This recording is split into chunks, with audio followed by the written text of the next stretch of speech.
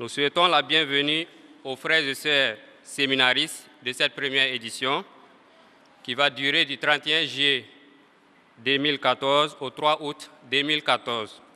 Au cours de ces 4 jours de formation, les séminaristes bénéficieront de cours internes et de conférences dont le contenu tournera autour du thème principal. Vous avez dans les messagers d'Allah un excellent modèle à suivre pour quiconque espère en Allah et au jour de la résurrection. Le régime adopté pour ce séminaire l'internat, ce qui est une grande première. Le coordonnateur du séminaire nous explique. Cette édition donc, du séminaire 2014 est une édition particulière, en ce sens que les années antérieures, ce séminaire était organisé, mais pas de cette manière.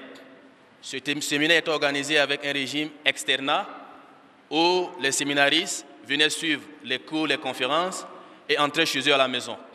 Et cette année, par la grâce d'Allah subhanahu wa ta'ala, nous avions voulu donc expérimenter cela, que les séminaristes puissent rester sur le camp du séminaire du début jusqu'à la fin du séminaire, afin qu'on puisse bénéficier pleinement des formations et des cours qui seront dispensés pendant ce séminaire, Inch'Allah.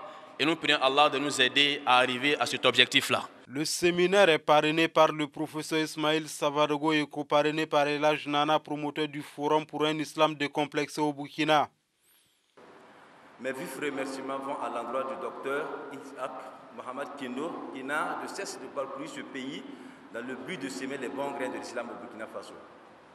Au Cheikh Zina, le Cheikh Zonga, le Cheikh Sanfo, Cheikh Abdul Hamid Goro, permettez-moi de vous remercier pour les contributions qui seront les vôtres à travers ces 4 jours de formation islamique. À Abou Rofaïda, qui nous vient du Mali voisin, Abou Ibrahim, Abou Shaib, Abou Ali, Abou Wassila, croyez à mes sincères salutations.